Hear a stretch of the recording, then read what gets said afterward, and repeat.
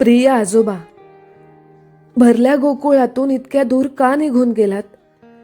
तुम्ही आता डोळ्यांना कधीच दिसणार नाही हे सत्य स्वीकारताना काळजाची उलथापालथ होते. खूप सोपं असतं ना हे बोलणं, की एक दिवस प्रत्येकाला जावं लागणार. पण आता आमच्या आयुष्यातील आजोबांची पोकळी कोण भरून काढणार? तुमच्या पावलांचा मागोवा घेत सगळं रान पालथं घालणारी तुमची लाडकी काठी आता एका कोपऱ्यात निपचित पडून असते.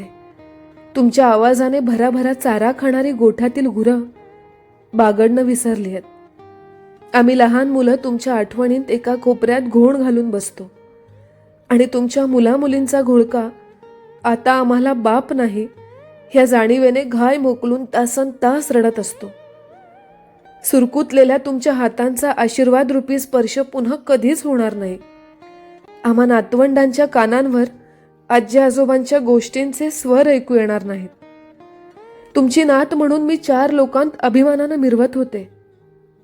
पण तुमच्या जाण्याची खबर येताच आजोबा, मी पुरती कोलमडले होते. मला माहितीये, 4 वर्षांच्या विरहामुळे आजी वैकुंठाच्या दाराशी तुमची वाट पाहत बसली होती. तिला आणखी त्रास नको म्हणून तुमच्या श्वासांची हालचाल क्षणाक्षणाला वाढत होती. सगळे म्हणतात रडू नको वेडे, आजोबांना होणारा त्रास कमी झाला.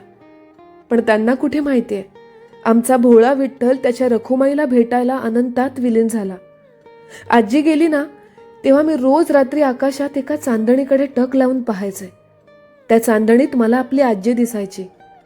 पण काल रात्री फक्त चांदणी नव्हती, तिच्या शेजारी एक लुकलुकणारा तारा होता, अगदी आमच्या आजोबांसारखा. आता रोज रात्री मी आकाशाकडे बघून झोपी जाईन. माझ्या आजी आणि आजोबांची, म्हणजेच एका चांदणीची आणि तिच्या शेजारी एका लुकलुकणाऱ्या ताऱ्याची गोष्ट सांगता सांगता,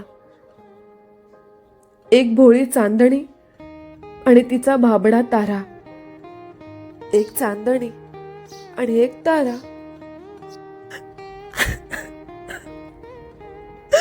आय मिस यू आजोबा. तुमची खरंच खूप आठवण येते. I miss you both. काळजी घ्या.